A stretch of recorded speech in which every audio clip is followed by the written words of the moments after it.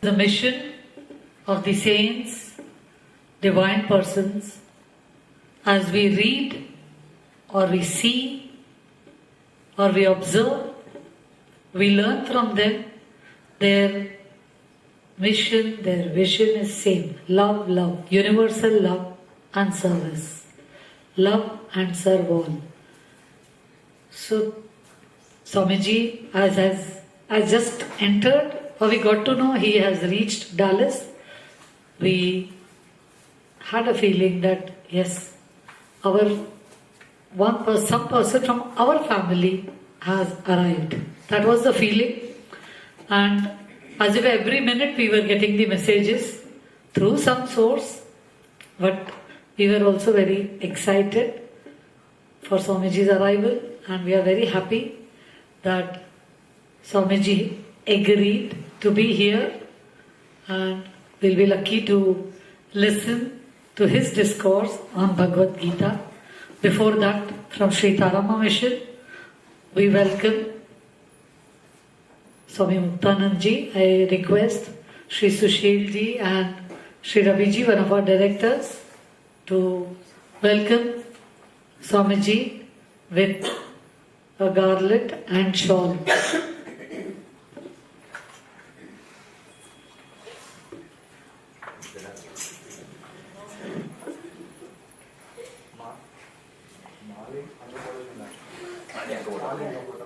We have garland Mataji first. Okay. Mataji put Mataji put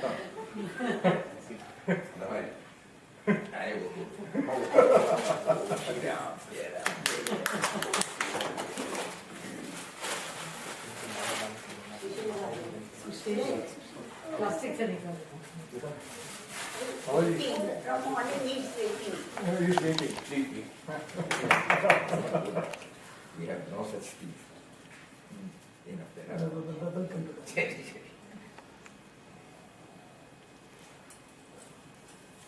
Hari Om. Hari Om. Hari Om. Om Shri Ram, Jai Ram, Jai Jai Ram. Pranams to Puja Mataji. Hari Om to everybody. We are also equally glad that we are in the midst of you all and to get the darshan of Puja Mataji. Actually, when we came here and know about this program, what is to be shared as a part of our sadhana that came up. Srimad Bhagavad Gita is something like an ocean. It's a mine of wisdom, having about 700 slokas spread in 18 chapters. It is humanly not possible to go through everything, but at the same time we have been told from time immemorial by all Mahatmas that this song celestial is not merely a Shastra. It is a manual for human life. It is addressed to the man on the field.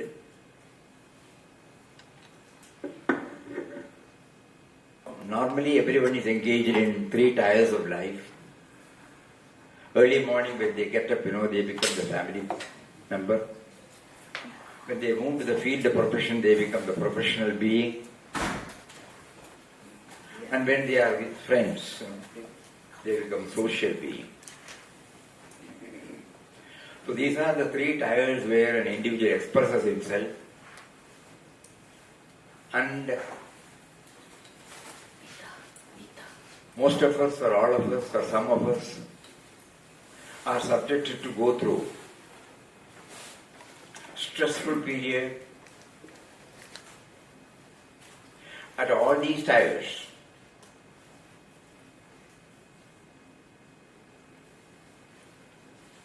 And so we need some answers for certain tormenting questions. So we have been told by Mahatmas who have scaled the heights to quote Vinobaji's words, and Mahatmaji's words. Whenever I am in trouble, I go to Gita, Mother Gita. And she gives me the answer. So how to get the answer? First of all, it is in Sanskrit. We ourselves have no idea about Sanskrit. We are not well conversant with Sanskrit. But we started hearing Gita discourses from Swami Chinmayanandaji from early 60s. It made a deep dent in us.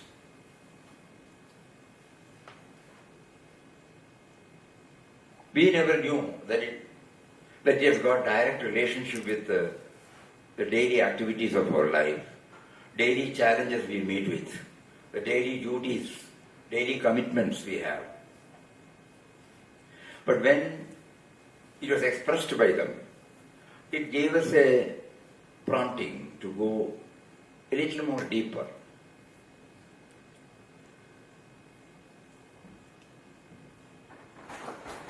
Whenever time permits, we try in our own way, and then we found, though it is not humanly possible for us to go through the entire one in one go, suppose we make an overview of this. Something like when we came, as we were reaching New York or Dallas, when the aircraft was lowering down, we get an aerial view, not specific. Something is there that is attracting our attention, drawing our attention. So like that, when we view Bhagavad Gita from that platform, we may be able to see a very few one. It is like something like, you go to the shore of a sea and take a palmful of water. Though we can say it is from the ocean, it is only a palmful. So similarly, when the aircraft is lowered, we see something striking, something that attracts our attention, but we are not no specific details are there. So we thought that we would make an attempt like that, an aerial view, an overview. We will just go through the 18 chapters. What does it contain? How is it related to my workaday life? This is the attitude with which it was attempted. First we made a chart.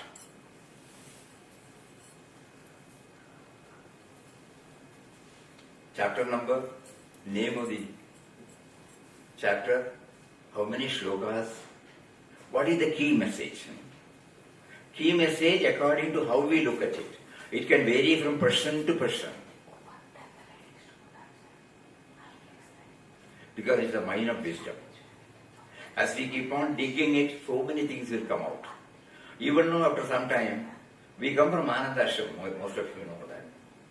The founder saint Param Pujya Papa Swami Ramdas, he wrote a commentary on Gita under the title Gita Sandesh. Later on he used to say that if Ramdas attempted to write, he will rewrite the whole thing. He used the word, it has become stale. But to us, it was inspiring, no doubt.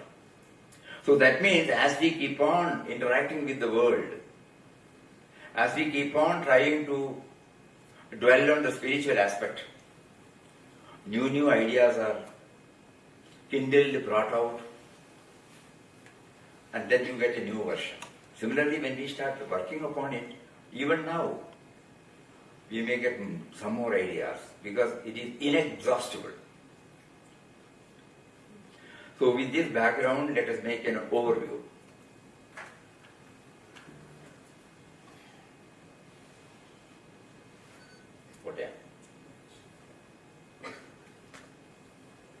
We thought it would be better if it is also expressed through the screen so that it gets registered. Something might get registered.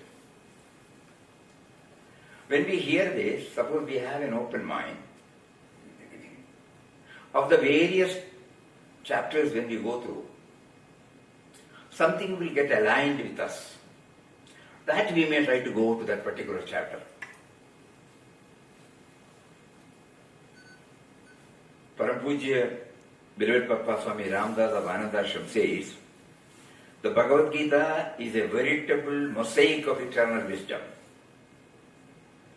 It has not left unsolved a single problem pertaining to the conduct of human life, both in its spiritual and physical spheres.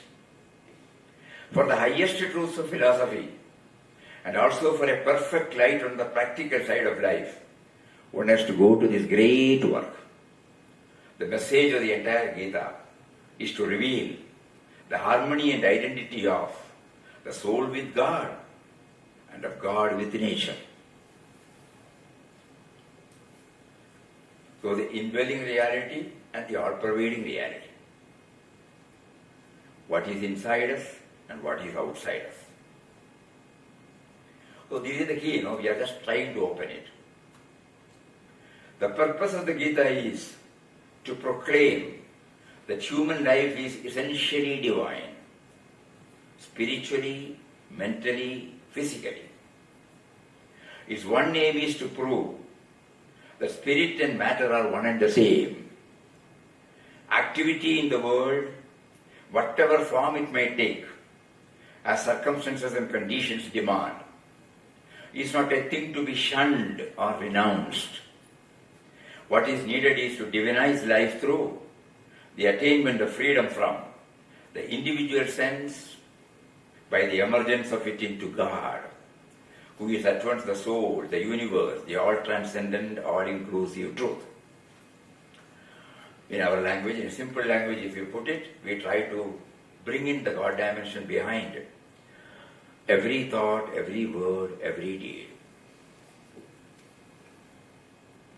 As we plumb deeper into the various slokas, Lord Krishna beautifully brings out the origin of our as well as the world outside, which is an essential factor to be contemplated upon. Then only we will be able to extend the God dimension. Unless we know the source, first intellectually, and then try to gradually experience with the grace of the Lord who is seated within us. However, what is happening now is there is a sense of individuality in us. Every one of us feels, I'm so and so. Oblivious of the substratum, namely the indwelling reality God, tries to find a sense of fullness of joy in the outer life, in family life, professional life, social life, by retaining its separate identity.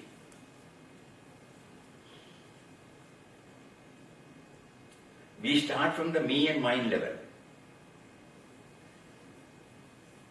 Whereas a little manana will help us to know that this me and mine was not there when I was in the form of a seed in my mother's womb. Swami Nisargadatta Maharaj used to say that we were not even consulted. We had no role. And when we were in mother's womb for 9.5 to 10 months, how beautifully we were provided with 200 and odd organs, well set, well coordinated, each one not trespassing into another's territory. And when we came out with nothing. And later on, everything has been provided, either by Mother Nature or society, which is also his creation. In 7 or 8 or 9 slokas, in various chapters, he brings out, I am the source, Bijam Mam Sarva Bhutanam. I am the eternal seed of everything. So we start from me and mine level, whereas we started with him. He gave us this human life. That is why it is said, activity in the world, whatever form it may take, as circumstances and conditions demand, is not a thing to be shunned or renounced. What is needed is to divinize life through the attainment of freedom from the individual sense. This me and mine which has been arrogating, which has been ruling over us, probably right from 10 or 11 or 12 years or 15 years. Now it has become very powerful. So that is the one where from that level we react to events and individuals outside. Whereas we owe everything to that origin. So that should not be lost sight of. So attainment of freedom from the individual sense by the mergence of it into God. That means we are trying to remember the source, who is at once the soul, the universe, and the all-transcendent, all-inclusive truth. So what is happening is, we are trying to find the fullness of joy in the outer life. Outer life means family life, professional life, social life. By retaining its separate identity. Because we are not aware that we owe origin to that power. Here starts the cobweb of challenges, duties, commitments, anxieties, stress, uncertainties, discomfort, discontentment, and the like. Many a time they lead to frustration, dejection, dispiritedness, depression. When we start viewing it only from the me and mind level. The Lord Krishna is asking us to link ourselves with the origin. Srimad Bhagavad Gita awakens the truth in us that only by understanding first and realizing later that there is a superpower named as the indwelling reality God, who is behind all creatures and situations, we will be free from all limitations. In other words, we should know that we are only playing the part allotted to us by Him in this world Leela, and nothing is really initiated by us. This theme is repeatedly brought out by Lord Krishna throughout the Bhagavad Gita. The sense of individuality, though it's a gift given by Him, for reasons unknown to us, they call it as Maya. We become unaware of His presence, and then now He brings it out through various methods. Bhagavad Gita is one such tool through which He makes us aware that we are not what we assume ourselves to be. In us, He is there. It is He who makes us what we are. So to eke out the maximum benefit from the sacred text, all Mahatmas want us to integrate the theme contained in Srimad Bhagavad Gita with our daily life rather than keeping it as a text outside us. So every now and then we try. Then only we are entering into Gita or Gita entering into us.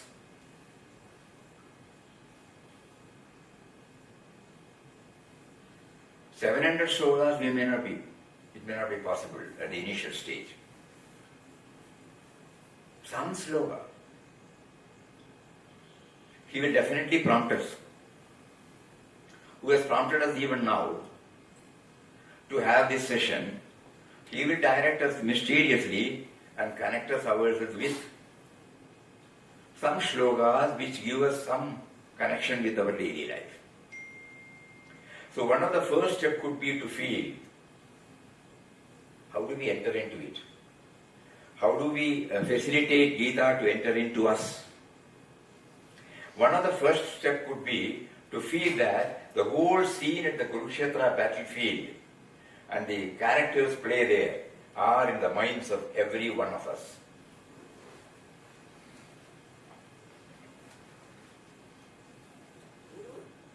So we have been thinking, there is a place called Kurukshetra near Haryana. The historicity, at the time we leave it because then it distances us. We feel it is outside. So one interpretation is this, that the whole scene of Kurukshetra battlefield and the characters play there are in the minds of every one of us. Lord Krishna stands for the indwelling reality. Arjuna represents the sense of individuality, the me and mine. Kauravas denote the negative and down-pulling forces. Pandavas symbolize the positive and elevating forces. And finally, the field of Kurukshetra is the world of everyone, within and without. So this is a dialogue. Arjuna and Krishna. The sense of individuality is having a dialogue with the indwelling reality. Right from the start to the finish. Every now and then we should remind ourselves that the real Kurukshetra is within us. And this is a dialogue between the sense of individuality, the me and mine, with that power because of which the me and mind exists. Who is in the form of life force, who is in the form of awareness, who is in the form of intelligence, primordial intelligence, who is in the form of creativity. So he is the beloved Papa Swami Ramdas used to say, he named as Ram, and Ram stands for, he defines Ram as the subtle and mysterious power. Just like electricity is not palpable, we cannot show it. But at the same time, we can feel the electricity through the gadgets. Similarly, the indwelling power is within us, not palpable. It cannot be objectified because because of the presence of which only these words are coming out. Every one of us feel we are sitting here, we are hearing here. So that is the dialogue between the sense of individuality, the assumed individual personality, with that power. This is the stage is set. An attempt is made to connect all chapters on the above lines. Small.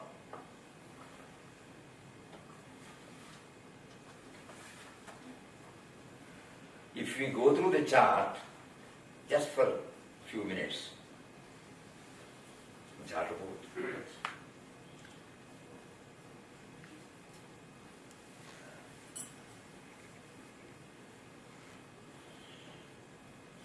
on the chapter number 1, 47 shlokas, Arjuna Vishada Yoga. Key points: delusion born out of me and mine. Number 2, 72 shlokas, Sankhya Yoga. Key points: immortality and indivisibility of the self, the subtle and mysterious power. Perishability of the body, mind, intellect, equipment. Act while not expecting the fruit. Self-control, equanimity of the mind, efficiency in action.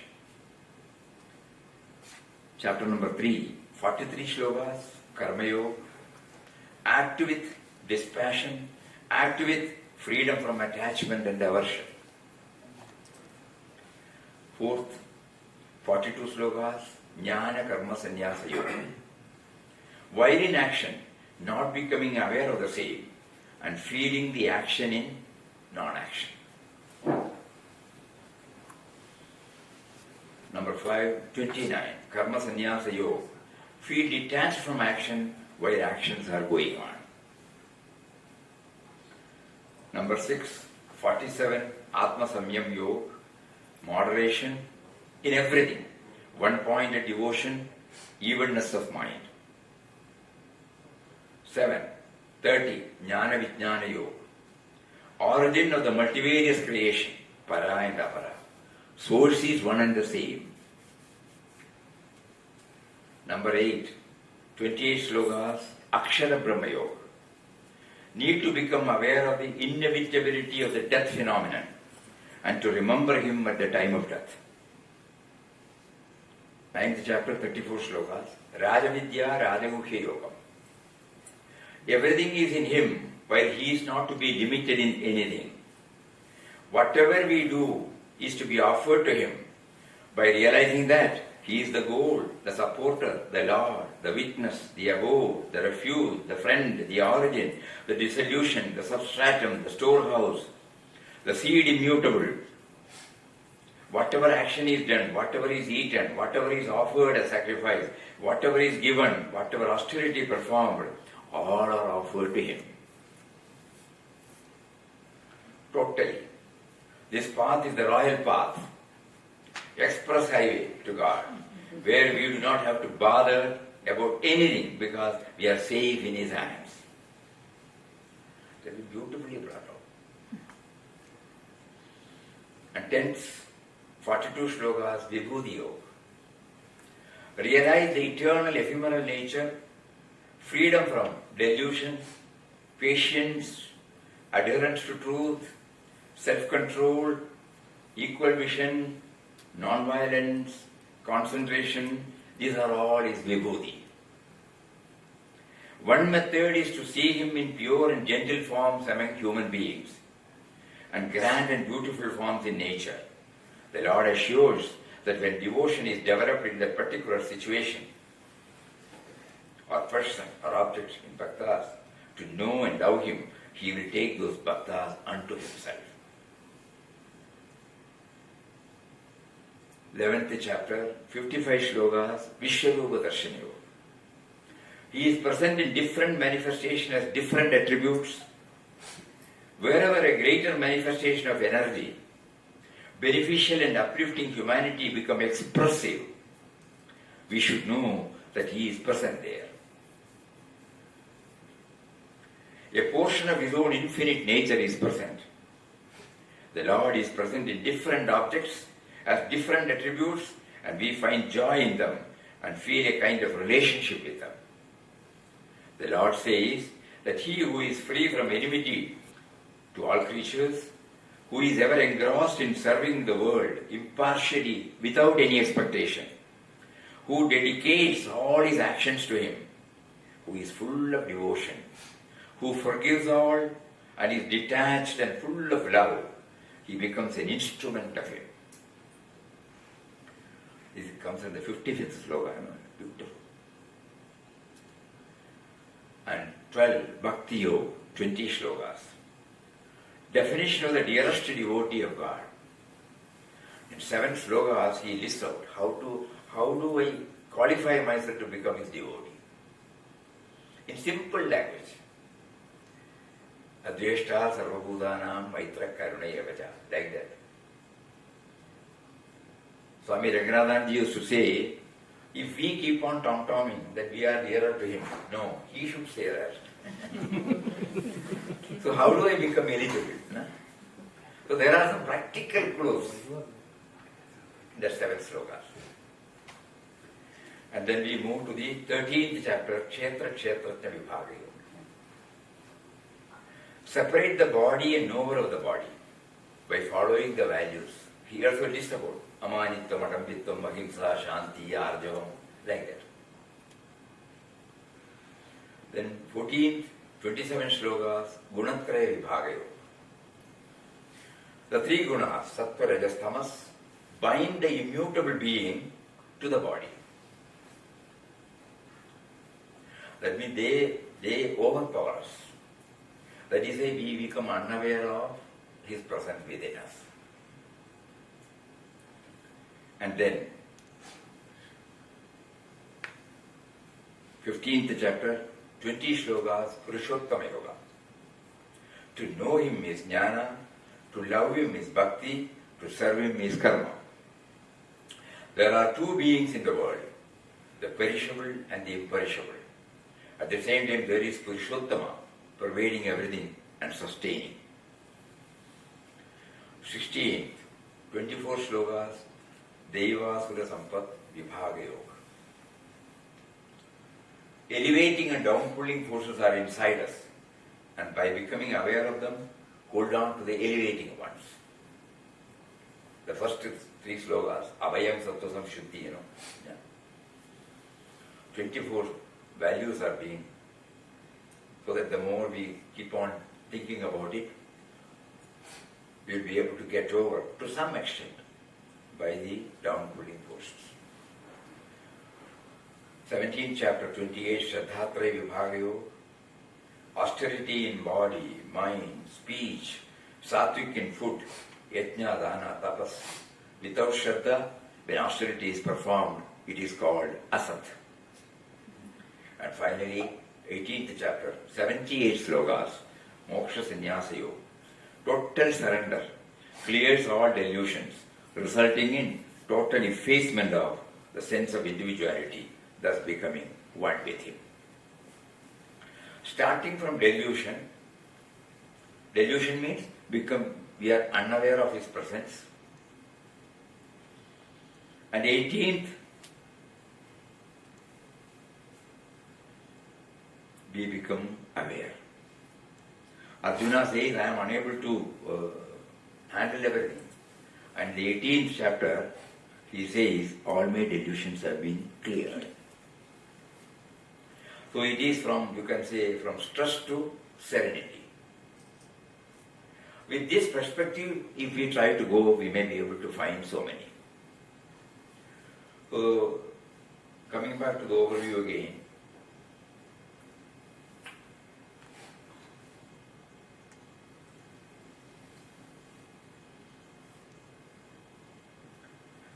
first chapter, the battlefield of Kurukshetra, the venue for the pre-scripted drama, starts with the theme contained in the first chapter. The first sloka, through the words of Dhritarashtra, draws our attention to the cardinal mistake we are made to commit by allowing our mind to get dominated with the me and mine behind all our thoughts, words and deeds. He says, Dhritarashtra says, what are my sons and Pandava's sons? That very word touches and kindles. You are the emperor, you could have averted the war. You could have told Duryodhana, give them at least 5 houses plus. Because finally, the conciliatory talks, Lord Krishna, who took the lead, he said at least they will be satisfied with 5 houses. But Duryodhana refused. And Dhritarashtra did not say a word. And he asked Sanjaya, what, my sons and Pandavas, his own brother's son. So that is the starting point. Me and mine, my possessiveness, my attachment. Delusion created by this. So we are made to commit this. And this is the root cause of all battles and conflicts in our own life, resulting in not becoming aware of his presence. The common factor. The moment we identify the common factor, this conflict will not be there. The sense of otherness, which is the product of this me and mine, creates our problems. So we then realize that ignorance of the origin of ourselves and the world of creation outside is the instrumental cause for the dominance of me and mine.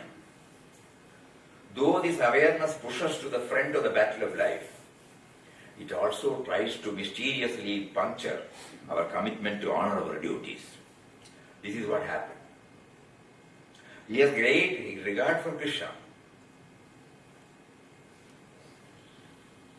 But at the same time, he said, I will not fight. So the me and mine, directly relating to us.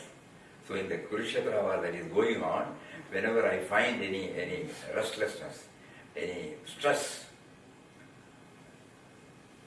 it's all because of the dominance of me and mine.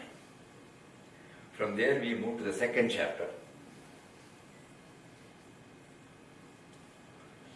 While reacting to objects, emotions, thoughts and situations, the sense of individuality, caged in the body-mind-intellect complex, makes everyone feel that it is the planner or actor or enjoyer or sufferer. I have to do this, I have to do that, I am enjoying it, I am suffering, Sri Krishna first touches upon the transient nature of this equipment.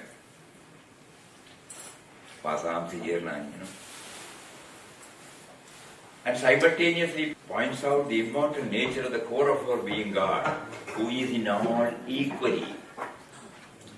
So Sri Krishna first touches upon the transient nature of this equipment and simultaneously points out the immortal nature of the core of our being God, who is in all equally, to free us from the grip of this sense of individuality, the Lord wants everyone to raise to the level of Sthita Prajna, a man of steady wisdom. He therefore portrays a word picture of such a one, depicting, number one, not fixing our mind on the fruits of every action in which we are engaged in. Number two, ensuring dexterity, efficiency in all our actions. The first one, not expecting fruit. That means I should not appropriate the results of my actions to myself only, because there are so many contributory factors. When I feel I have done something, I have succeeded, if we closely analyze, we will find there are umpteen number of factors that have contributed for me directly and indirectly. So how can I appropriate to myself? And second one is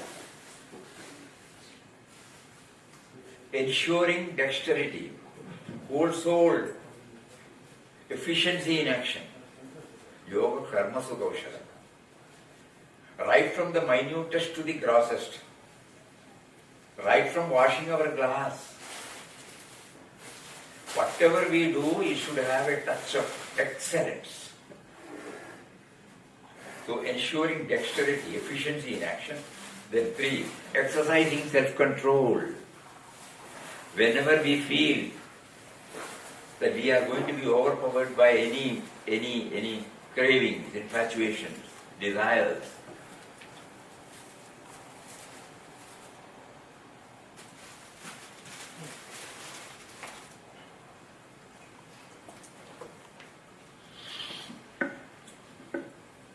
Lord Krishna says we should withdraw like a tortoise so that we become impervious. So exercising self-control. Then maintaining the samatva attitude. Sense of equanimity in all circumstances. Dukkeshu anidvigamana, sukheshu vikataspraha, vitaraga bhaya krodha. These are the words he has used to maintain this, at the family level, professional level, social level, when we are subjected to go through many of the trying moments, are we in a position to hold on to the sense of equanimity without reacting it impulsively, We try to think that God is there in him also, in the situation, in the objects. So we will not form any biased opinion, prejudiced opinion. We will not get attached to anything. Because we are trying to see him. He has given us certain opinions, certain rights and wrongs in our mind. But when somebody says, when it is not in conformity or agreement with somebody's rights and wrongs, normally we react. So here, through this, he says, equanimity. Don't react immediately. Which Swami Satchidananda used to say, don't react immediately. Pause for a moment. Chant the holy name so that you get connected to him. There must be a purpose why I am going through. Why somebody is behaving like that? Why that particular object is there? Why this particular situation is there? So that we remove all these from the scene. And we try to... You are making me to say that. So lovingly we will express our difference of opinion. There won't be any biased attitude. Very practical. And then contemplating upon the indwelling and all-pervading reality. Later on, you will exhaustively mention about that indwelling reality, how to get fixed on it. And then, finally, accepting that whatever happens is happening only by his will and the like. Surrender. So these 5, points, or 6 points. Not fixing our mind on the fruits of every action in which we are engaged in, number 1. Ensuring efficiency in all our activities. Number 3, exercising self-control. And number 4, maintaining the samatva attitude. 5, contemplating upon the indwelling reality. Here later on he will say, Jivanam Sarvabhudeshu. I am there in the form of life force in everything. We have some idea about the life force now, That which makes our heart to beat. That which makes us to, helps us to breathe. That which makes us to get the digestion. It's not in our hands. That which makes us the blood to circulate. Are we doing anything? So we start thinking.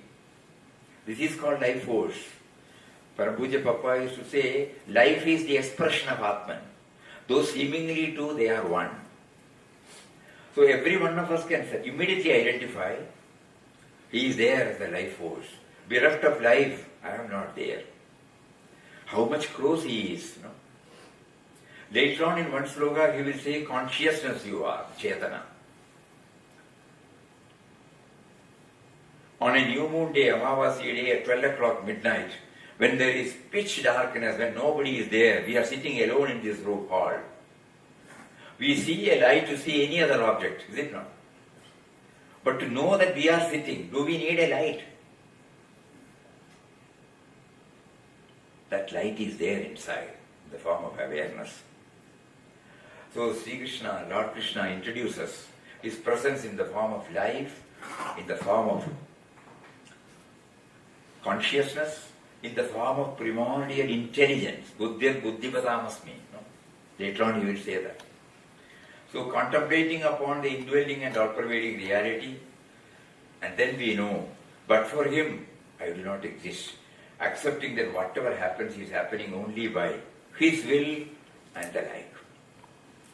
So that is why it's called second chapter. It's very, very important. And then we move to the third chapter, Karma Yoga. To achieve the above objective, efforts are to be made to convert all actions as a dedication to the Lord, who has provided, who has been providing everything to us through his two creations, namely Mother Nature and society. The moment we come out of the mother's womb, we all need air to breathe, water to drink, earth to exist, space to move about, 98.4 degrees to keep us alive. We need metals, minerals, gases. We need trees, pulses, fruits. Just imagine. Nothing is brought by us. And as we start growing, we need creature comforts. One by one we add. And where from it has come? He prompted the indwelling reality, prompted his selected creation to discover, invent, innovate. And it is still going on. When there was no specs in the world, he made somebody to think. When there was no dress in the world, he made somebody to think. When there was no brush, paste, soap, wash basin, commode, when there was no idli, dosha, when there was no chapati, when there was no language, just imagine. We are not communicating through this language. When there is no language, he made somebody to bring out, That is why we are enjoying. So all these creature comforts, it has come from society. So to achieve, in Karma Yoga, we are made to think about it. How to convert, how to divinize. So everything that we, whether it is tablet, whether it is laptop or this screen or mic or this, the building, the electricity, the fan, anything. It is all a gift of him. So what do? So actions are to be done with a touch of love, a touch of perfection, touch of dedication, a touch of gratitude, and never in a slipshod, clumsy, irregular, half-hearted way. This will enable us to dwell on his remembrance. When we take a glass, when we keep the glass, anything, nothing is irrelevant, nothing is unimportant, nothing is insignificant.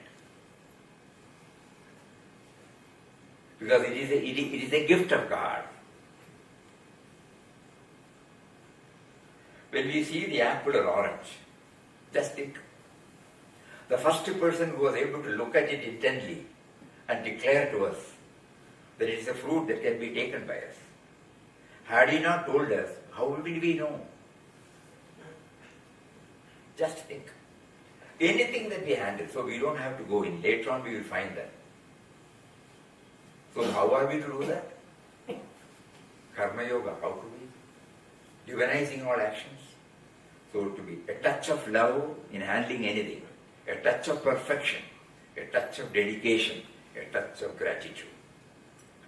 And Papa used to say, never in a slipshod, clumsy, irregular, half-heartedly. This will enable us to dwell on his remembrance. And from there we move to the fourth chapter, Jnana Karma Sannyasa Yoga. Even while actions are going on, one develops an attitude of not acting at all when they are treated as an offering to him through a natural and spontaneous process.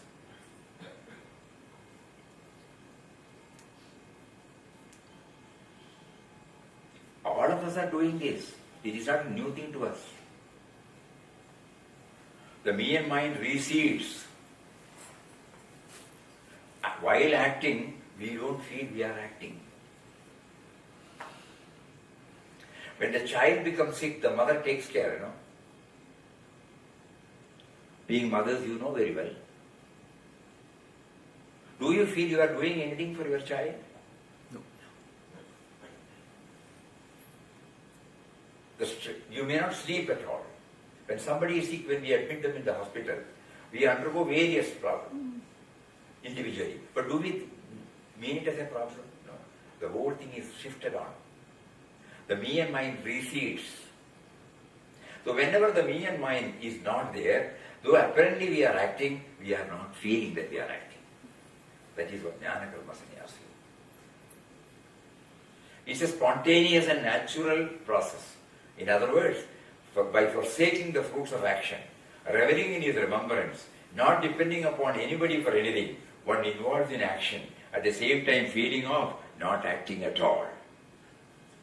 This will free us from all types of stress caused by the assumed burden. We remember one anecdote. It had happened here in Kerala. One of the ashram friends, his son, who was employed in Dubai, his marriage was fixed. The marriage took place in Cochin, South Kerala, and they were in Kanyangar, North Kerala. So after the marriage, the couple came back to Kanyangar. To next day they had arranged for a reception. So they went for a jolly trip.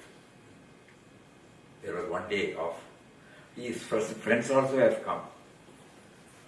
From Mangalore, there's a place called Someshwar.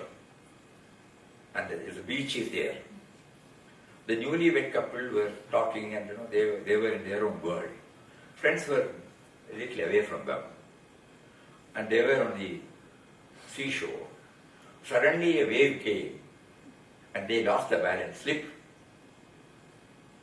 The wave took them. Immediately, a couple of 4 or 5 fishermen, they were looking at it. They jumped. In 5 minutes they brought back, but both of them were dead. We are talking about the fishermen. Spontaneous and natural process. They did not think twice, whether they will be able to hold the body, whether they will be able to. It was a natural process. So we are trying to integrate whatever we have heard in our own life. So God is parading before us so many anecdotes so that it is not a tall talk, it is not a theory, it is something which is practical. When our dedication is there, we lose the sense of me and mine. And 5th chapter is Karma Sannyas. When it is seen that actions have a knack of creating controversies and stress, thoughts to abandon all action and retire to solitude might develop. Here the Lord says that actions are superior to non-performing of action because Even when we retire to solitude, by withdrawing from all fields of action, the mind will remain as disturbed as it was, due to the unruly nature of the mind. Though austerities, control of cravings and desires are practiced. Therefore, instead of renouncing all action, what is suggested is to realize that actions emanating from within are carried out by both organs of action and organs of perception, propelled by previous karma in the form of gunas brought forward from previous birth. This will result in making us impervious of the results of action apparently done by us. Svabhavastu pravartade. Na kartrutvam na bhoktirtvam. That's a beautiful shloka. So we are witnessing our own BMI, body, mind, intellectual equipment, reacting to events and individuals. And from there we move to the 7th chapter, Jnana Vijnana Yoga. For the above, an effort to translate spiritual knowledge into spiritual experience, science and applied science, Jnana Vijnana. To be delving deep into the origin of oneself and the world, help to actualize spirituality in daily life to a very great extent. Seventh and sixth one. Atma Samyama Yoga 47. This behaves like that, okay. To practice up to this, we have to impose certain disciplines on us. Anything, we all know that. Unless we impose certain self-prompted disciplines. And what are those? The above will become possible only by subjecting us to take to self-control, which comprises one-pointed concentration, leading to meditation on the indwelling reality, number one.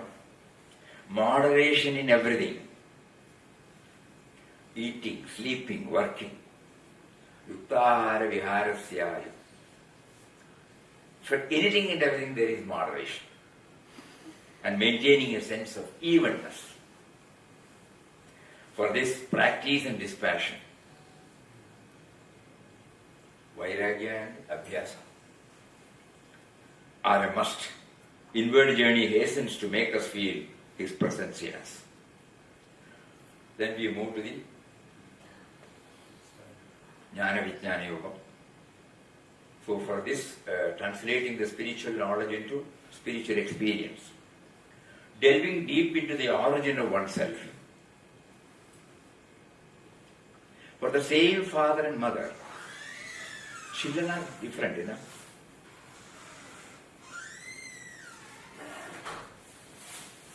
So we try to find out, even twins, where the fertilization has taken place on the same, but we find they are unique, they are not alike. So we start thinking, source is one, but effects are different. What could be the reason? That means otherness is there, comes, but actually otherness is not there. Because the source is one. So why this varied? This will again prompts us to know that we are in the karmic wrangle. So this body, mind, intellect, Swami Chinmayanji used to bring it out beautifully. That we are giving a blueprint to the God as to what our future life should be. Depending upon our vasanas, depending upon the unfulfilled desires, our tendencies, our aptitude, our inclination, our weaknesses, our cravings. So unless we are careful in our thoughts, words and deeds, we are going to get a body, mind, intellect equipment in the next birth also on the same lines. So though the source is one, there is a science why we are different, why every one of us are unique. Different pictures drawn by the same artist with the same brush on the same canvas evoke different feelings, is it not? Similarly, the Supreme Artist, the Lord of the Universe, brings out varied manifestation with the same ingredients. He lists out in this chapter what are the basic raw material, no, with which we are all made. The body, mind, intellect, equipment. Beautifully he brings it out. So brings out varied manifestation with the same ingredients which are also created by him. Constantly dwelling on the source of all sources reduce the dominance of the sense of individuality. So we always try to connect ourselves with the source, the common factor in all of us. And then we move to the 8th chapter. The center of the sense of individuality is the body. And therefore, periodical contemplation of the perishable nature of the body, coupled with the dwelling on the indwelling reality at all times and in all places, will help in developing the needed detachment from the ephemerals. Antakaleja mameva smaran. No? So when in the Antakala it may not strike to me unless I practice it now. So in one sloka he beautifully says, Tasmat sarveshu kaleshu mam anusmara vidyacha. Therefore at all times and in all places remember me and fight the battle of life. Every day why we are depending upon our taste, temperament, inclination, aptitude, we try to bring out a sadhana for ourselves to remember him, to get a link with him, to connect ourselves with the source. Either through nama, or through contemplation, or through bhajan, or through swadhyaya, or through darshan, something by which we try to connect ourselves. This is that. Even if we don't practice now, at the time of death, which is inevitable for all of us. Normally we try to avoid that thinking. But we know, Haridas Giri Maharaj used to say in Tamil, beautiful, I know that my grandfathers have quit. I know that my parents have quit. So I will also quit one day. And I know that when they quit, nobody went with them. So when I go, nobody will come with me. I know that. So at the time of death, you should come to me and hold my hand and then lead me to yourself. In a very touching manner.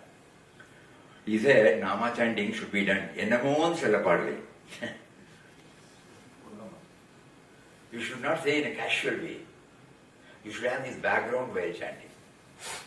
So the death, the whole Akshara Brahma Yoga, he highlights about this.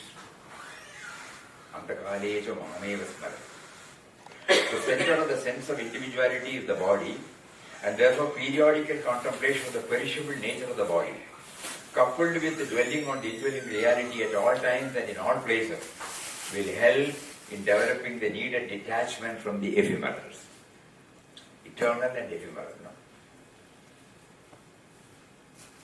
Always getting grounded in yoga, union with God, ensures freedom from delusion, which leads the individual to reach the ultimate goal. Then comes 9th chapter, Raja Vidya, Rajaguhya. Time is 7:30 now.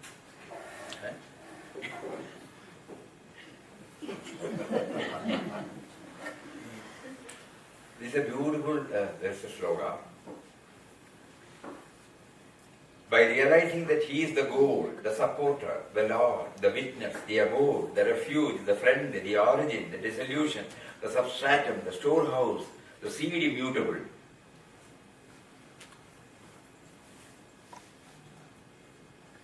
Gadir Bharta, Prabhu Sakshi, Nivasa Sharanam Suhrad, Prabhava Pralayasthanam Nidanam Bijam Avyayam. And the one word, that is so dear to us, that he is addressed as friend. So when we started thinking about why did he mention one friend, even when we have not recognized his presence within us,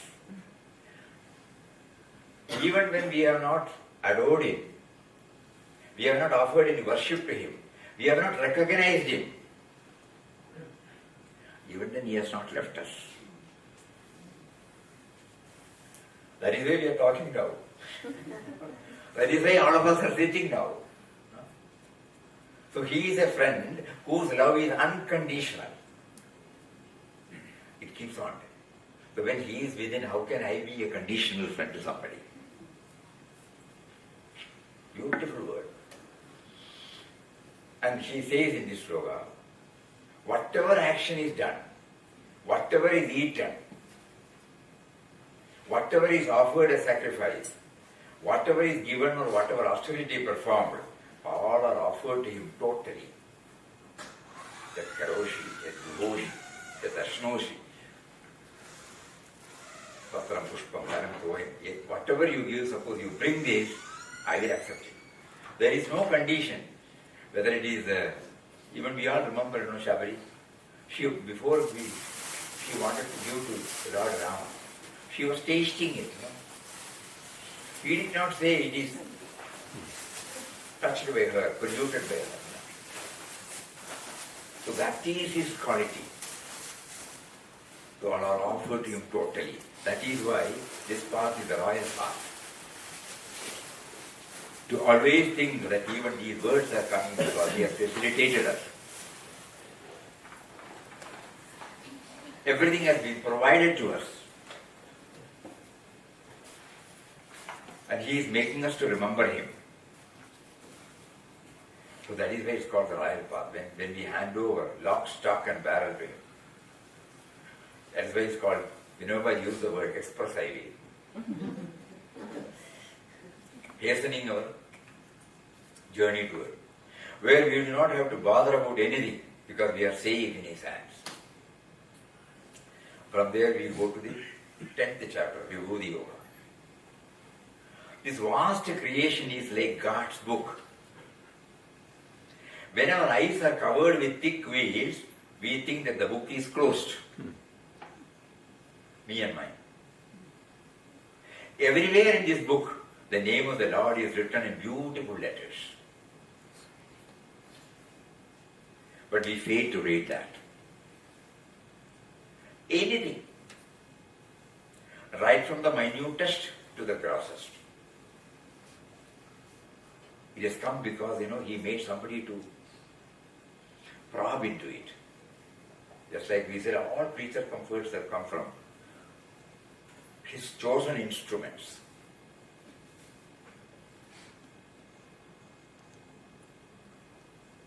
This is something, an in-depth study is necessary. We get this, though when our eyes are covered with thick veils, we think that the book is closed. Everywhere in this book, in this creation, the name of the Lord is written in beautiful letters, and we fail to read that. We get this description of the world manifestation,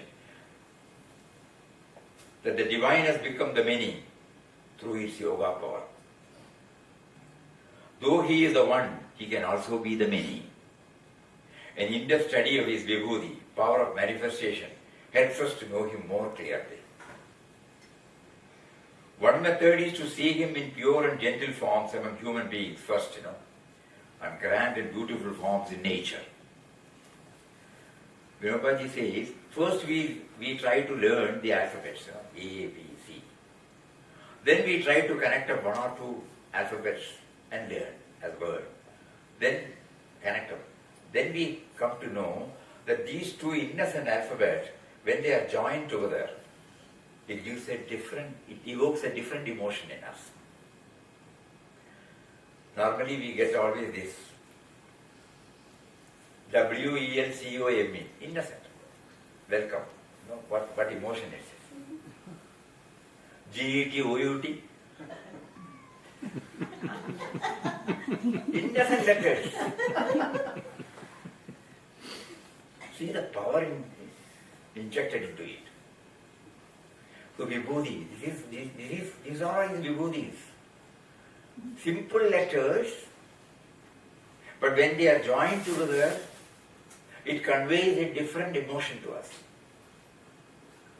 So an in-depth study of his vibhuti, one method is to see him in pure and gentle forms and grand and beautiful forms in nature. That is why when we go for a ride, a waterfall, a mountain, a landscape, it attracts our attention.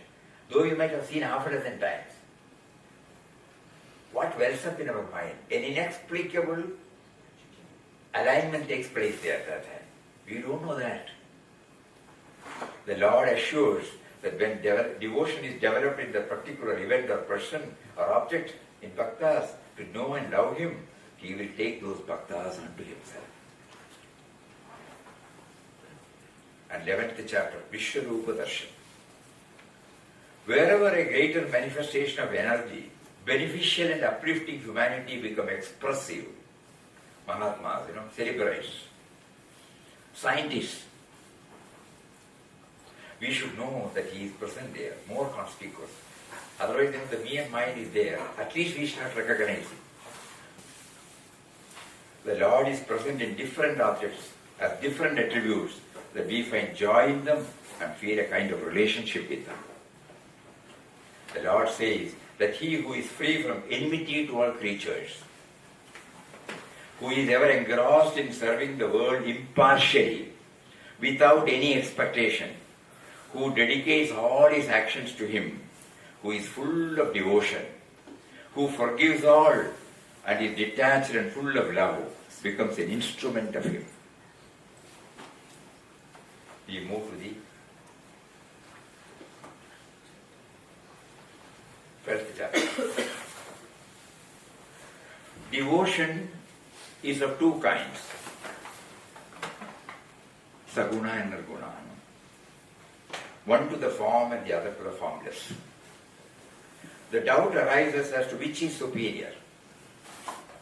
Worship to the form is supreme Shraddha and ever steadfast, as also worship to the formless by those who have subdued all the senses, even-minded everywhere, engaged in welfare of all beings, both take the same goal. At the same time, it is difficult for those whose minds are set on the unmanifested by the embodied, because we have got a name and form. To think about something abstract, nameless, formless, it is not that easy. That is why He gives out, as we said, Adhyashta Sarvabhutanam, in 7 shlokas. He gives us an easy clue. It is difficult to practice, agreed, but a clue that can be understood by us.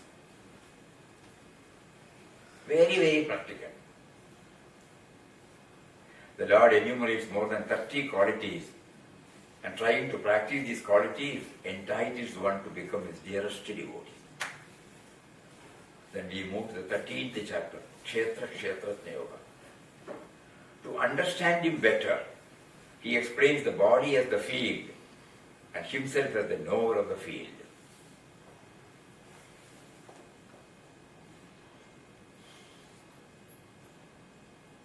We also can understand to some extent.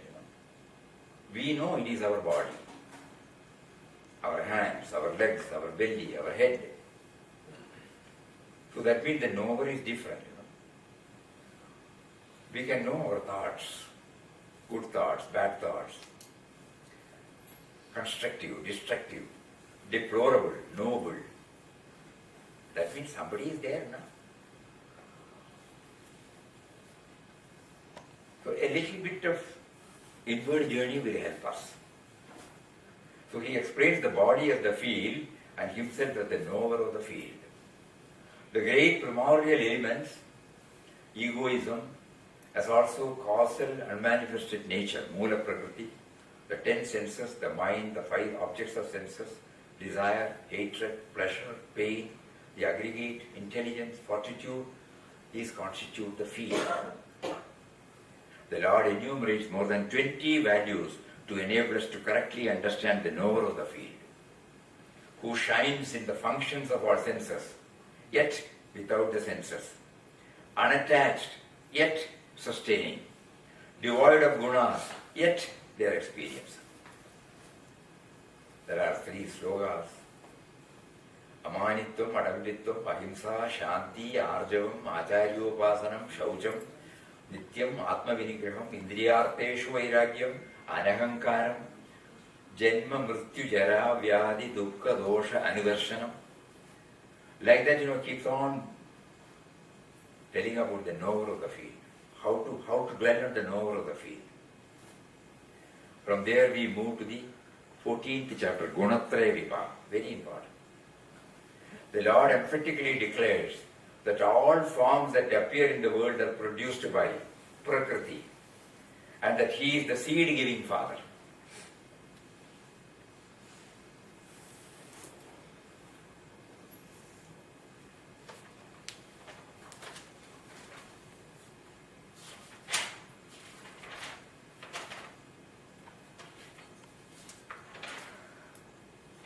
Mamayonir Mahadbrahma Tasmin Garbham Dadamyaham Swabhava Sarvabhudanam Tato Bhavati Bharata Sarvayonishu Kaunteya Murtaya Sambhavandiya Tasam Brahma Mahat Yonir Aham Bija Pradapita. I am the seed giving Father. No? So we try to connect ourselves to Him. That all forms appear in the world are produced by Prakriti, that He is the seed-giving Father, Purusha, Prakriti. No? The three gunas, Sattva, Rajas, Tamas, bind the immutable embodied being to the body. That is why I am unaware of His presence, though He is the seed-giving Father. He also points out that Sattva is luminous, harmless, pure. At the same time, binds by attachment to happiness and knowledge. Rajas stands for passion, gives rise to thirst and attachment, binding the embodied one to attachment and attachment to action. And Tamas, born of ignorance, stupefying all bodies, bind through misapprehension, indolence and sleep. The embodied one, having gone beyond these three, is freed from birth, death, old age, sorrow, attains to immortality. We must all have been chanting the mantra, the Nirguna Nirakara aspect of the Guru.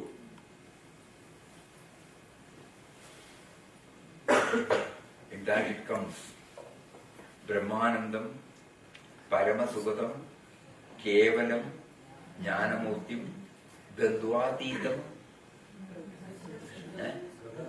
Gagana Sadrisham, Tattvamasyaadi Laksham, Ekam, Nityam, Vimalam, Achalam, Sarvadi Sakshibhudam, Bhavaditam, Triguna Rahitam. No? These three gunas. Sadgurum Tam Namami.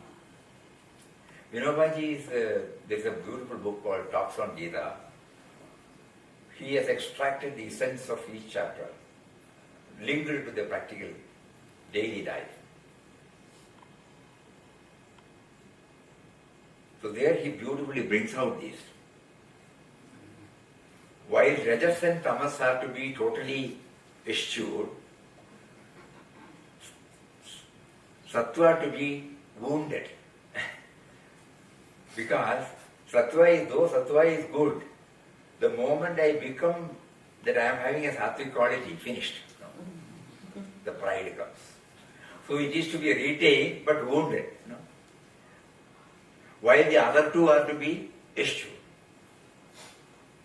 And then we move to the 15th chapter, Kurukshetra Yoga. We can establish happy relations through him with everybody else. Otherwise we will see the otherness. And he is the Purushottama, both as manifest and unmanifest. To know him is jnana, to love him is bhakti, to serve him is, in all ways, is karma. We can adopt a jnana, bhakti, karma combination and become free even when we are handling the world around us. Virabaji used to say in this particular chapter, there are only three that are there. One is me, the Bhakta, he, the indwelling Lord, Bhagavan, and rest of the things are articles of worship. Everything is an article of worship. Me, the Bhakta, he, the Bhagavan, and all other things I come in contact with, I handle it, I use it, they are all articles of worship. And 16th chapter, Devasura Sampat Vibhaga. In all person there exists divine and non-divine attributes. Devi Sampat, Asuri Sampat. The Lord, while explaining 26 values to portray the divine qualities, also lists out innumerable non-divine attributes. The former one helps in moving towards Him, while the latter moves away from Him. And there also, it is beautiful, Abhayam Sattva Samshuddhi, he narrates. The first commander is Abhayam. Fearlessness. Because nothing to fear, only he is there, And the last one is humility, Natimanita. So he says, in a formation of army, the front commander is important as well as the rear one is also important. We would have acquired all the 24, but if the pride comes,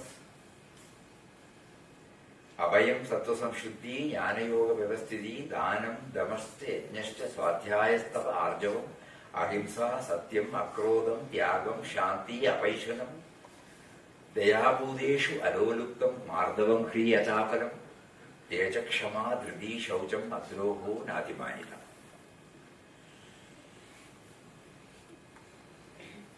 When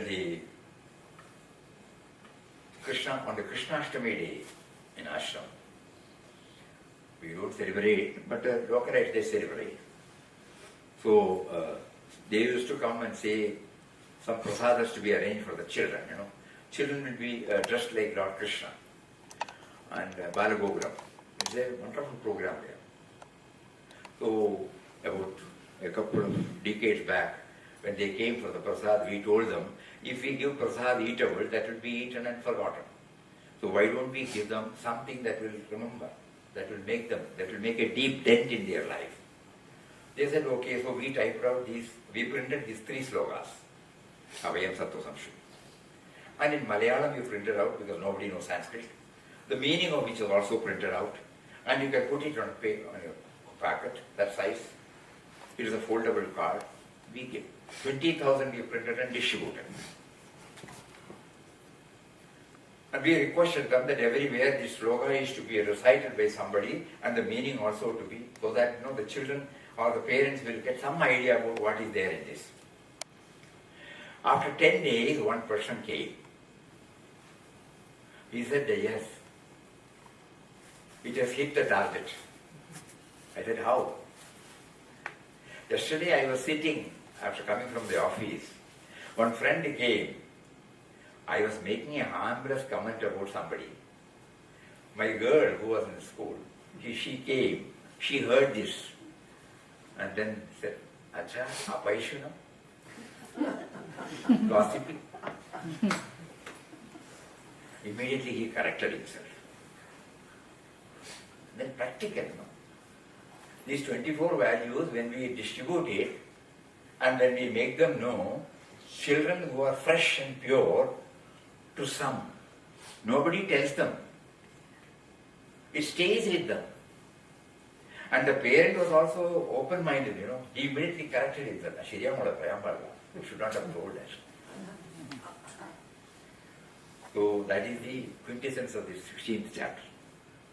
And we move to the 17th chapter. The shraddha of each is according to his or her natural disposition, swabhava, which consists of sattva, rajas, tamas. One is verily what one's shraddha is. Attentiveness, Elaborate details are given on the characteristic of food, austerity, almsgiving, yajna, dana, tapas. Vinobaji's explanation is, yajna is giving back to Mother Nature, productive. Anything that you do, productive. Because we have been using it, we have to give back. In any form. Creativity. Dana is giving back to the society. Because society has given you so much, you give back. And the body facilitated you to do that. It also needs something by which, what is just lost, it has to gain. That is called tapas. Yajna, dana, tapas.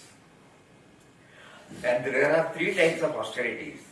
5 of each of body, speech and mind. This is very interesting.